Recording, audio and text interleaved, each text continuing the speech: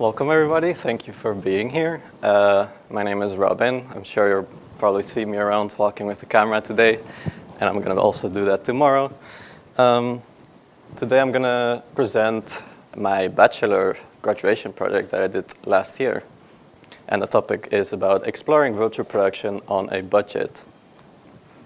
A little bit about myself. I always like to say that I'm 80% Spanish, 20% Dutch. Yes, last year I graduated from the Creative Business Bachelor here at BUAS. And during my studies, I've worked here at this exact stage for around 3 years doing virtual production and a multiple of internships, student projects, and events like virtual production gathering, like today. So what I'm gonna present today, it was my graduation project, and I wanted to explore if virtual production could yield final images comparable to films. To do so, I chose to try to reproduce specific movies that have been created already, but using virtual production instead, and specifically using ICVFX.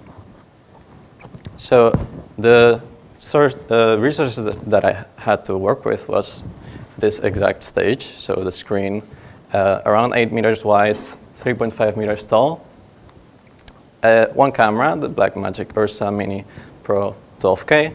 We have right there somewhere in the closet. The tracking system, Vosken motion capture systems. You can see all of those little cameras on the ceiling. And some lighting equipment like one area orbiter, a Lupo, 2 Breda LED panels, and a couple of Astera Helios tube lights. And now I'm really excited to show you how those end results looked like. So the first scene that I tried to reproduce was from the movie Pirates of the Caribbean. You can see on the bottom, it's the original movie, obviously, and on top is mine. There are short scenes that I chose in order to reproduce them. And this is a little bit how we filmed it. So we just had the actors sitting on some platform. We made the entire background in Unreal Engine and had it animated from side to side, so to mimic the traveling through the jungle. And as I was just rocking the camera to mimic the boat on the water. And we had some really kind helpers waving some plants around in front of the lights to mimic those dynamic shadows. The second movie that I chose to reproduce was All Quiet on the Western Front. Again, the original on the bottom side and mine on the top side. It's based on a First World War. And the challenge with this one was mainly because this particular scene, for example, is around a minute long.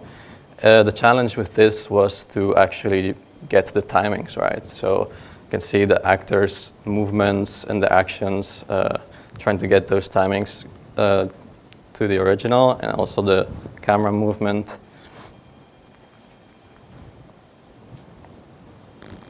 But yeah, in the end, it turned out pretty similar. It's always hard to get it 100%, probably impossible, but.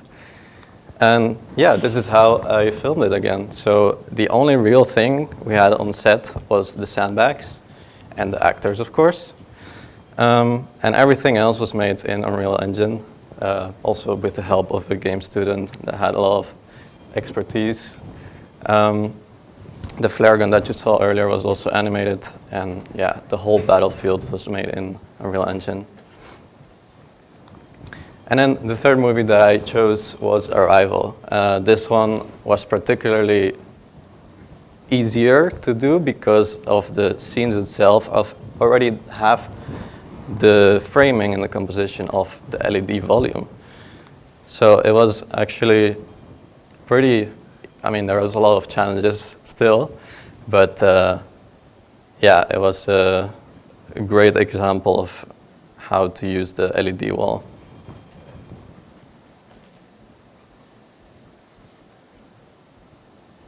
And the last one, this is my favorite one.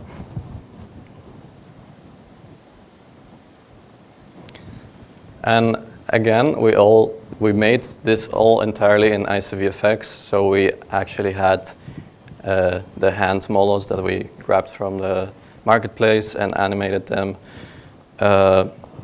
Everything was just on the screen in Unreal Engine, and we just had some of the two plates that I mentioned earlier as our physical set and the actor in front, like nothing else. Very, very simple, but it worked. So a little bit of the challenges on how I was able to pull this off. And what I found out afterwards is that the results all vary depending on many, many factors. This is probably just a short list that I compiled for today, but basically the complexity of your shot that you want to film, how many moving parts there are in the shot, how many people, how many actors, how many elements are there. It's all going to contribute to how complex the shot is and how difficult it is to pull off. The background and foreground elements, so you have the real set and the virtual set. The amount of things you have and elements you try to combine also might make it way more complex or also simple. The camera movements, since we're filming in the LED screen, we have to keep the camera inside of those dimensions, obviously, and as well for the framing and the camera angles.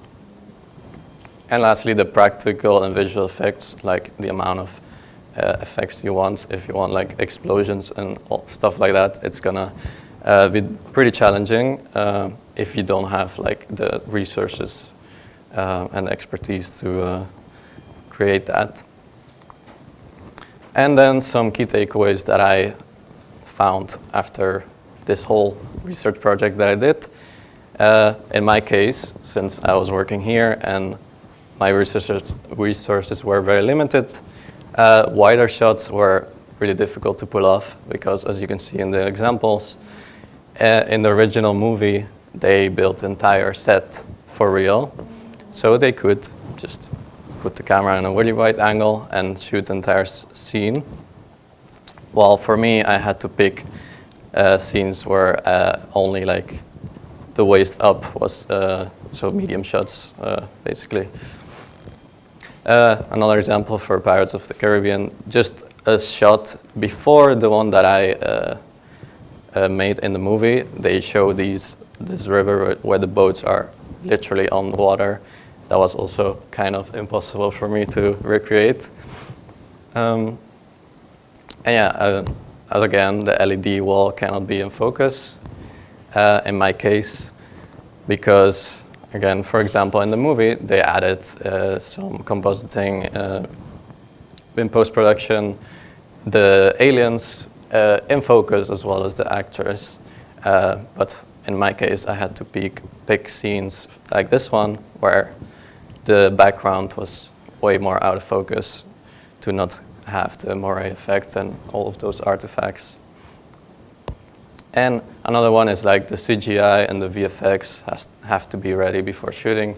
As we all know, all of that from post-production has to move to pre-production before you start shooting, because in Arrival, for example, they added the aliens in post because they were just filmed. Instead of a green screen, actually, it was just a white screen because it helped them with lighting afterwards, I believe. But for me, I had to have the aliens ready and animated, and the circle animations also ready and finalized before shooting. So that's one of the main important parts about doing ICVFX. And then the last one is, for me, since I had already access to this expensive equipment, I didn't have to travel to any remote locations, and it saved me time and traveling costs, of course. For example, for Pirates of the Caribbean, they traveled to Dominica, I believe, an island in the Caribbean, to film those scenes in the boat. For All Quiet on the Western Front, they had this massive battlefield that they built for real to shoot the entire movie, obviously, not only those scenes. But yeah, that is my presentation. Thank you very much.